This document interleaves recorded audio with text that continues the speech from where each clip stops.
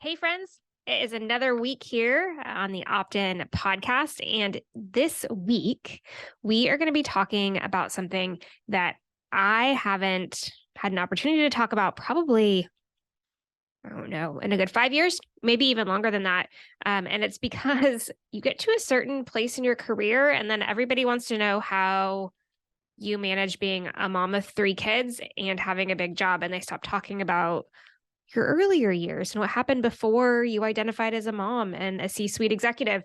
And I think based on what's happening in the workplace today, especially coming out of the pandemic and kind of all bets are off around work culture and who does what, it's a really good opportunity for us to pause and think about this new generation of workers that's coming in a wave. When I was starting out, there was always like the big college graduation wave and push where new employees would come in. It was almost like you came in as a graduating class. And there was, inside of good sized corporations, there was this entire program established and set up so that congratulations, you have your college degree and you got hired. And now here, all 20 of you are going to come in the same time in a cohort, go through new employee onboarding, and you all have each other and you have dedicated mentors. And it was like a really big program. And then over the years, as it was less predictable when people were going to be graduating from college, it was less predictable about who was going to have internships and who wasn't. It became less predictable about when that incoming class would ever be at a size where a cohort would make sense. Most corporations stopped running those programs. Honestly, too, they were really expensive, and a very easy way to cut costs is by eliminating those sorts of things. So when I was starting out, my best friend, and if she's listening to this, she's going to know exactly what I'm going to say, was about a semester behind me in college, and she had her eyes set. She was just on a mission to go to, at the time, a big 5 accounting firm. Spoiler alert, the one she worked for ended up being the one that went away. So there are only 4 left. But anyway, she was really, really ambitious and came from the small, teeny tiny regional college that I went to. And they didn't even have an accredited CPA program at the time. So her goal to get into this big 5 accounting firm was near impossible. She did it. And her experience going into that firm is exactly as I described. They had a cohort of students right out of college, and they were all a little bit in a pack, and they were assigned mentors. And there was this very intentional way of them joining the functional area that they were in, getting trained, understanding how the company worked, what the culture was like, how to work on engagements with clients. It was very prescribed and specific.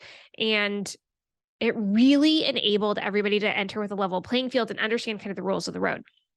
You contrast that with my experience. I joined a company that I had been working for a while, and I came in before I graduated from college as an administrative assistant. So I kind of knew everybody and was already somebody that had a cube and was in the office. And so when I graduated from college and had my first real job, I just kept doing the doing. I had already been doing the job for a couple of months, and there wasn't this massive college cohort for me to belong to. And I was already an employee, so I didn't need to be onboarded. And I didn't get any of that. Let us show you the way. Here's your mentor. Let's guide you through every step of the process. It was just a jump into the deep end, start paddling like crazy, and let's see where we get to. And that experience that I had is what I see being the experience now. Those are the glory days when cohorts came in and everything was specific and followed a process and all the things. Now it is the Wild West, and it's survival of the fittest all at the same time. So in this week's podcast, we are going to cover how I started and why you should not follow my lead. You're going to start to see a theme here in this podcast. Let me learn the really hard way so that you can do it in an easier way. This is one of those examples. The second thing we're going to cover is what you should do if you're just starting your career. So are you just out of college? Are you just getting your certificate and ready to go out into your first real corporate experience? We're going to talk about what you can do to be set up for success. And then if that's not you, and you manage those people, we're going to talk about what your responsibility is, because yes, it's not just all on that new employee. You have a huge share of the responsibility too, ensuring that they're successful. So we're going to walk through what you can do to set them up for success from a manager standpoint. And then I'm going to give you some resources, because in the end, all I'm doing is talking at you for 30 or 40 minutes, and you really need to take what I'm about to give you and put it into action. So while you are listening to me speak for the next few minutes, I strongly encourage you, get out your notebook, get out a pen and paper, get out whatever you need, because these tips that I'm going to give you, they're actionable. And you're going to want to be able to jot down, depending on which lane you're in, what you can do to be successful. And then also don't forget, we've got the resources, which will be in the show notes, because my producers are amazing and they always manage to get those things in for you, so you have a place to go. All right, so let's start this whole conversation, now that we're 6 minutes in, specifically around who the average American worker is. Now, if you've got that pen and paper in your hand, write down, what do you think the average age of a worker is in the United States right now? Just think about it. What do you think it is? Well, it's 40. I'm rounding up. Men, the average age is 39.6 years. Women, it's 39.7. There's some irony there somewhere.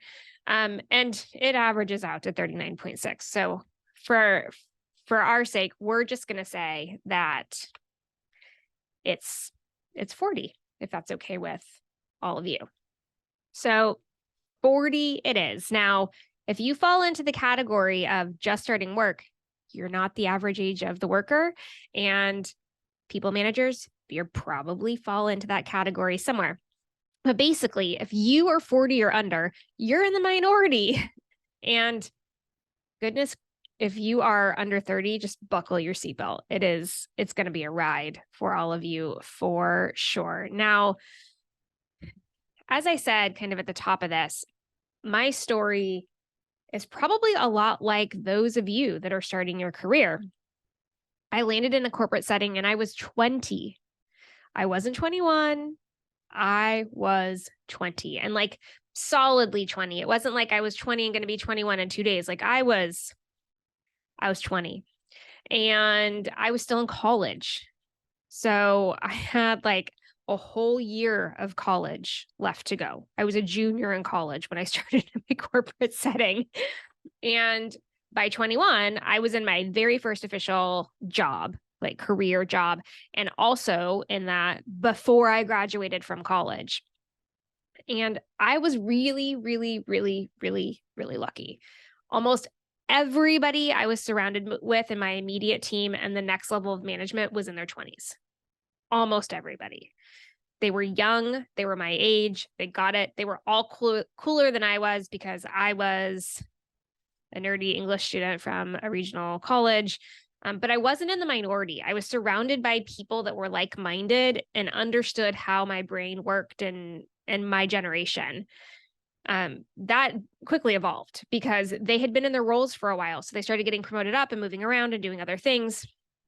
And new people came in, and the new people that came in were a little bit older, and I advanced in my career. And so I was starting to deal with other levels of management very rapidly. So like by the time I was 22, 23, that were significantly older than I was. These folks had kids that were 10, 11, 12, and I wasn't even managing my own car insurance policy. My mom was like, it was barely a functioning adult. And I didn't really notice the change because I was so comfortable. By the time there became this disparity in the room and people started to identify me as the young one, as the kid, I didn't know any better. I had always been the young one and I had been really successful. So it didn't matter to me, even though they were constantly labeling me as that out loud. Oh my, you're young. Oh, wow. You're really early in your career. That was said all of the time. And it just didn't even faze me. And the thing is with being comfortable is that I also didn't realize that there was a need for me to build credibility and to build authority. I just thought I had it by virtue of being invited into the room, by having the job. I thought they know that I'm credible. They are giving me authority. I do have autonomy. Let's just go. And I'm certain if I got any of them on the podcast right now and we could all go back 20 years, they would say, there were so many things that we ignored that she did that were just wrong. And being, reflective enough, I can tell you that I know that I came on too strong. 100%. I know that I spoke up too soon. I absolutely know that I didn't listen. And it took a very long time and some very, very hard lessons on this one before I did actually start listening. I was known for running through brick walls. If you said obstacle, I said, screw it. I'll find a way to get around it or through it. And I did not ask for permission. I really lived my life by do it and apologize later. And this is not a playbook for success. So let me be real clear here. I was lucky. I was very lucky that the people around me gave me a lot of grace and that my intellect and my business savvy got me really, really far. Because if I had ever had me working for me, I would have been on corrective action 2 weeks into the job. I don't know. There was probably a healthy level of arrogance and confidence, and the mixture didn't put people off. And I'm not really sure why, but luck definitely had something to do with it, because I was literally a bull in a china shop. And in this instance, the culture rewarded that. That was what innovation looked like. That was what being flexible looked like. That was what looked like leading the charge looked like then. And it was accepted for me. Now, if I fast forward over the last 2 decades, I have hired countless employees right out of college. I've hired countless college interns. I've hired countless people that are very early, 1, 2, 3, 4 years in their career. And it became my mission to enable their success. And because I was on the hunt to find the clay that I could mold, I started to see some themes with this group of workers. And I've got to tell you, the themes weren't great.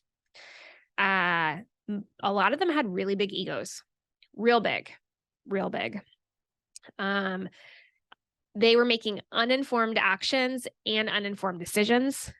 I saw a lot of crash and burns, a lot. I saw a few damage their reputations and damage relationships to a place where it wasn't repairable. I definitely saw some actions that cost the company money due to being reckless or just simply making errors. And there was a healthy dose of burnout and emotional whiplash that played a part in all of this. And friends, if you're early on in your career, I don't want this to be you or your kids if you aren't early in your career, or have an employee experience this right in front of you. So we are breaking it down. That's what we're doing today. If you're early in your career, we're going to detail out what it takes to build credibility. And for the people leaders, we're going to talk about what you do, what your responsibility is in shaping and guiding these employees to success. So first, we're going to start with those of you that are in what I like to call your first quarter of your career. Now, we're all graduating college at different times and in different stages, so I don't really know how to break this down anymore. It used to be that everybody worked about 40 years, maybe 45. And so we could break it into, 11-year chunks. So that's what we're going to do. So if you're in the first 10 years of your career, and ideally the first 5, this is really speaking to you and, what I suggest you do in order to be successful. So and here's the paper and pen. So those of you early in your career, let's write the list. The very first thing that I'm going to recommend to you is to be knowledgeable and competent. So one of the best ways to earn credibility is to have a deep understanding of your job, the role that you hold within the company and how it plays into the bigger picture, and your industry. This ensures that you have a solid foundation so that you're confident in your subject matter expertise, your domain authority. Now, this is something that should be very easy for you to do for most of you because you're early in your career and you're just coming out of school. You know how to study. You know how to research. You know how to draw connections and parallels. So this should be the easiest thing for you to do. And the best part is you can get started before you even show up. even show up. You should be doing some of this when you are preparing for your interview. And if you haven't done it, now is a great time to do it. First thing that you want to do is be a student of the company. You need to read everything, all the press releases, all the communications to the board of directors, all of the website, every single page of the website, even privacy notices, disclosures, etc. Read everything you can get your hands on, whether it's publications or it's company published collateral. Read any documentation you can get your hands on from inside the company, policy documents, employee handbook, collateral provided to customers, whatever. Find anything you can to read about how the company works, how it operates. Go on the intranet if there is one, and just read that thing beginning to end. Spend all of your free time digging around in there and learning as much as you can to start putting the connections and pieces together. And then start speaking with people. One of the things that I love to have my new employees do is set up interviews with leaders in other departments. And the purpose of that is to understand what that department does and how our department enables them. It allows you to be able to have conversations about how the cross-functional relationship works. It allows you to get a bigger picture of how the company works overall, and it helps you learn the priorities of the other departments, so it helps you make better decisions in the long run. Now, the next thing that you need to do, building right on top of that very first, which is be knowledgeable and competent, is build relationships. If I could have this be every other step, I would, because this should be a recurring theme just all the way through. Building strong relationships with your colleagues, managers, other stakeholders, clients, whatever, in your organization is going to serve you so well in the long run. This will help you build your network of support, and these allies can vouch for you. They can be able to stand up and say, yes, this person has the ability to do that. I've seen him or her demonstrate these skills. Your network is the one thing professionally nobody can ever take away from you. You can lose your job. You can have your job title changed. You can have anything happen to you at all professionally. Nobody can take your network away from you. And your network will help you in so many ways. Your network is going to help you find a future job. Your network is going to help you find a plumber when you move to a new city. Your network is going to help you find the perfect nanny or doggy daycare in your location. Your network is going to tell you which restaurants to eat at when you go to an international location for the first time. Your network is going to introduce you to your spouse or your best friend, and so on and so on and so on. Your network is everything. Building relationships is the most important thing that you can do for your career, hands down. And it is a lifelong endeavor, not a once and done deal. The third thing that you need to do is be reliable and accountable. What does this mean? It's really simple. Show up to work on time, meet your deadlines, follow through on your commitments. That's it. Consistently doing those three things will serve you to the fullest. It's going to demonstrate that you are dependable. It's going to demonstrate that you are trusted to get the job done. Being reliable and accountable always wins. Number 4 is being proactive. This looks like taking initiative. Do not sit and wait for somebody to invite you to do something. Take action, informed action. Don't just be the Wild West out there, but take informed action. Take initiative. Identify and solve problems. This is going to demonstrate that you are a self-starter and you can be counted on to take charge when there's a crisis or work that needs to be done, that you can lead. Now, a little bit of caution here. You need to be careful when you take action. You really need to make sure that you understand how much authority and autonomy you truly have. And if you're not sure, find out. Just ask the question. And don't do that by walking in and saying, is it okay if I do this? You want to assume that it's okay that you do. So an example that I like to give, and I use painting a lot as an example, which is ironic because I hate painting and I'm awful at it, but anyway, whatever, is this is the example. You walk into your manager's office and you say, I noticed that the walls need to be painted. So I talked to maintenance and they said that we have extra paint in the storage room. So I've organized a painting party on Saturday. Do you have any concerns with us proceeding this way? You're assuming that your solution is fine. And you're also giving your manager the ability to say, you know what? Thank you so much for taking initiative. Saturday's a really bad day. Can we do it on Sunday instead? And here's why. So it allows you to start to see where your authority and autonomy is. It's very different than coming in and saying, I think the walls need to be painted. What should we do? Two very different things. The example that I gave you, you're proactive, you're solution oriented, you're taking authority and leadership. I've noticed this, we have a problem approach, just gave your manager another problem. And let me tell you, we have enough problems that you don't know anything about. We don't need you to identify a new problem that we didn't know about, and now we have to add to the list. So when you are being proactive, you're not asking for permission. You're assuming that you have it and you're just verifying that you do. And this will allow you to confidently lead as you go forward.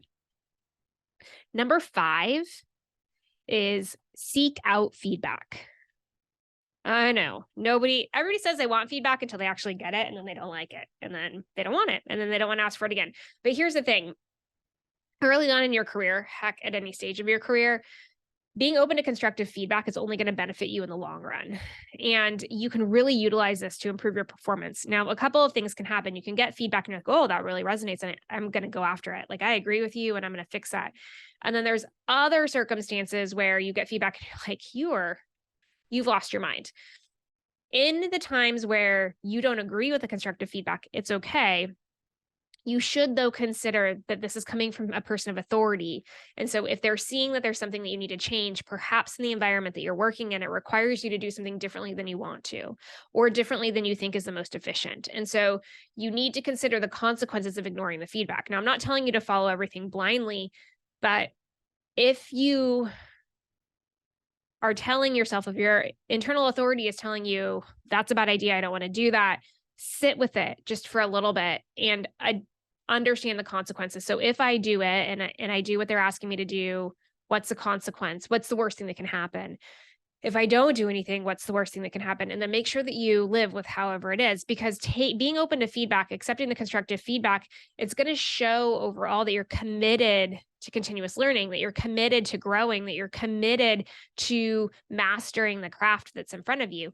Pushing against constructive feedback, not asking for feedback, it's going to show that you're stuck in your ways and that you are inflexible. And nobody really wants an inflexible employee. Take it from me. They just don't.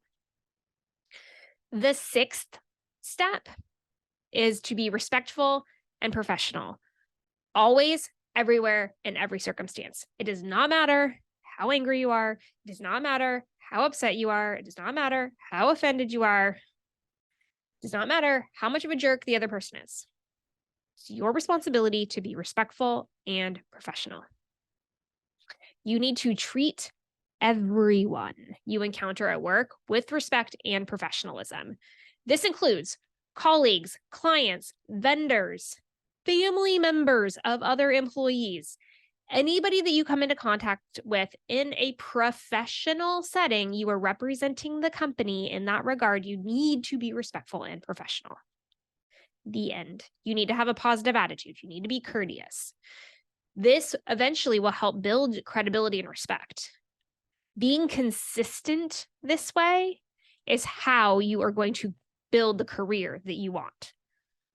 Being disrespectful, lacking professionalism is the fastest way to get you in the door. Hands down. And then number 7. This is my favorite, and I saved it for last because this is the one that I get a bunch of eye rolls about every time I bring it up.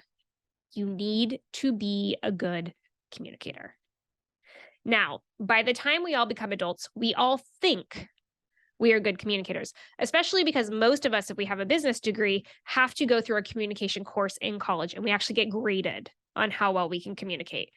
Listen, that's not real life communication. It's also antiquated ways of communicating, so don't get me started on the fact that they need to reteach those classes or abort mission and just send you to an outside firm. Anyway, by the time we all hit work, by the time we've graduated from college, we all think that we're really good communicators, and we are not. Most of us are not. Effective communication is critical to building credibility. If you cannot be concise, clear, compelling, people are going to tune you out and you're going to lack credibility and influence and trust over time.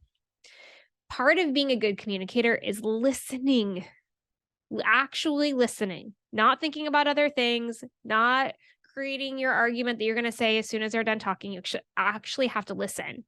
You have to be able to express yourself clearly. You need to be curious and ask questions and clarify and be crystal clear. So, like I said, everybody thinks that they're a good communicator. And it's just not true. Think about every speaker that you have ever seen that compels you to keep watching. Barack Obama, Martin Luther King Jr., Kobe Bryant, Steve Jobs. I could go on and on and on. Simon Sinek. What do all of them have in common? Practice. They have coaches, they study, they prepare, and then they practice and practice and practice and practice. And that 5 minutes or 10 minutes or 20 minutes that you see them speak, it has taken them thousands of hours to master that one message. You only see the end result. You don't see all of the work that it took to get there. And so if you want to be a good communicator, it's going to take you following those same steps and those same processes and putting in hundreds of hours of work in order to do so. So what I would say to you, friends, early in your career, this is going to serve you so well that one of the best investments that you can ever make, you will never regret it, is investing in and learning communication skills, mastering communication skills. This will save you time and money and heartache in the long run. I promise you that. And it will help you be so much more successful, so much faster in your career if you're able to be a good communicator. And now I have tried all of the programs. I have been told on numerous occasions that either I am an amazing communicator or a horrible communicator. It really depends on the audience and who's in front of me. And often it actually doesn't have anything to do with communication. It has more to do with the message that I'm trying to sell and whether or not I'm compelling or not. And I've tried them all. I probably spent in my lifetime, 25 grand of other people's money mostly, and a little bit of mine on being a better communicator. And in 2021, I decided to enroll in what I thought was sales training from a company called Guide Culture. I'd started a business. I didn't know how to sell. So these people look like they know how to sell. Let's do it. My own money, my own time. It was an 8-week program. And what I promptly learned, like 2 weeks in, is I wasn't learning sales skills. I was learning communication skills. And these were revolutionary. I had been working for 2 decades, and I had never been taught to communicate in this way. And I have consistently been in the program since. There hasn't been a single month where I had opted out and I backed out. I have been in 2 3-day in-person sessions with them going back in the fall, because, tying it back to the point above, in order for me to master these skills, I need to practice and I need to practice and I need to practice. And then hopefully one day I perfect. But right now I am still practicing and getting feedback and getting better every time. And that's the power of this program. I was a C-suite executive when I started this program. C-suite, I had made it. I did not need to be trying this hard, right? That's what you're all thinking. What is she doing trying to get better? She's already there. She rung the bell. She is good to go. She is fine. False. It transformed how I communicated to my teams, my clients, my kids, my boss. It touched every corner of my life and continues to do so today. It is the best way I have ever spent my time. And listen, here's the facts around this. It's an 8-week program. It's 8 weeks out of your life, which means you can learn a foundational skill that's going to serve you for the rest of your life quickly. And what's even better about that is there's ongoing training options so that you can continue to be coached and refine over time. Yes, I firmly believe that sales skills are life skills and communication skills are life skills, and that a program like Guide Culture is only going to serve you in the long run. After going through that program, about 6 months later, I was in a multi-day offsite, and we had to pitch an idea for funding. And we had pulled the presentation together. We were all sharing bits and pieces. And I just, as I was listening to it, I said, this is not compelling. We're not going to win. We're not going to win. We're not going to win. And so on the fly, I made a pivot. I was the one opening, and I decided to do something different. I hadn't rehearsed it. I had not prepared. This was a fool's errand. And I stood up, said my piece. And at the end, when we were done, the resounding feedback was not only did we win and we got the funding, but it was the compelling vision of the future that I painted that sealed the deal. And I would have never been able to do that without Guide Culture. So sales skills are communication skills are life skills, and you can be an excellent leader as soon as you have them. All right, off my soapbox about communication skills, at least for now. Probably won't be the last time, but there you go. We're going to pivot real fast for the people managers. All right, so if you are managing these early into career people, you have a responsibility to mentor, guide, and course correct where you need to. You are their North Star for these employees, and you can never, ever forget that that's what you are for them. You may be the first manager that they've ever had in their life, and you want their career to start in the very best way possible. You will have trying times with them. There will be setbacks. There will also be huge swelling moments of pride and awe. You are on this journey with them and for them, and here is what you can do to enable their success. So people managers, get out your pen and paper because we're going to roll through these. The first one is set clear expectations. You need to be crystal clear about what is expected of them and communicate it effectively and repetitively. You need to provide clear job descriptions, clear deliverable expectations, clear goals, and give them feedback regularly. Because that's number 2, giving regular feedback. The younger generations, millennials and Gen Z, studies have shown that they crave feedback and they want to know how they're doing. You need to give as much feedback to them, if not more, than you give your existing employees. Keep them engaged and motivated by giving them regular feedback. Number 3, provide opportunities for growth and development. Young employees want to learn and grow in their careers. They are sponges. Give them as much opportunity as they can to learn, grow, develop new skills, try things out. You want to make sure that they have access to training and mentoring, professional development, both traditional and out of the box. Number 4, you want to create a flexible work environment. They value a work-life balance. They're coming from a world where it was mostly life and not so much work, and you need to help them acclimate to the new setting. Be as flexible as you can be with them.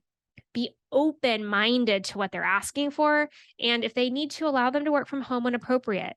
This is a different set of individuals than what have come before, and we need to be open and flexible so that they can have the most successful experience possible. Number 5 is recognize their accomplishments, big and small. You need to encourage them every step of the way by giving recognition and praise. It will keep them motivated and engaged. Make sure that you understand how they like to receive that. Do they like to receive it in private, or do they like to receive it in public? This is something that you should ask them, because you want to ensure that when you're giving recognition, that it's meaningful to them and received in the best way possible. Number 6, be approachable and accessible. Really have an open door. Make them comfortable. Be on the same side as the table with them. Understand that they need you to be a partner as much as a leader and a mentor. You need to be approachable, and you need to encourage open communication, which means that you likely need to initiate the conversations more often than you do with other employees. And then the last thing is lead by example. They are watching your every move. They're trying to learn from you about what it takes to be successful inside the environment that they work in. You need to set the example. You need to be consistent with what behavior you want to reward and what behavior you want to discipline. You need to model the behavior that you want your employees to have. If you want them to show up every day at work on time, you need to show up every day at work on time. If you want them to leave the office at 5 every day because you don't want them to work too much, you need to do the same. If you don't want them sending emails after hours, don't send emails after hours. You need to be the role model for them because you're teaching them good habits. So it's a shorter list for people managers, but these are all things that you know how to do. You should already be doing these with your existing employees, and with the new ones, you just need to double down. Increase the frequency on all of them. Turn up the dial. Turn up the volume, because you need to really pour into these folks so they can be as successful as you imagine and have a vision of them being. So when we look back at all of this, we want to summarize just real clearly that each person has a responsibility. The employee has a responsibility to be open-minded and constantly learning, and the manager to guide and be engaged and a role model for their employee. Now, if I take the rose-colored glasses off just for a second, because I know that's what you're all thinking, I know these circumstances are never perfect. There are misunderstandings, there's miscommunications, and sometimes one end of the team doesn't pull their weight. This is true in life and all relationships. You will have the highest probability of success when you consistently apply these techniques.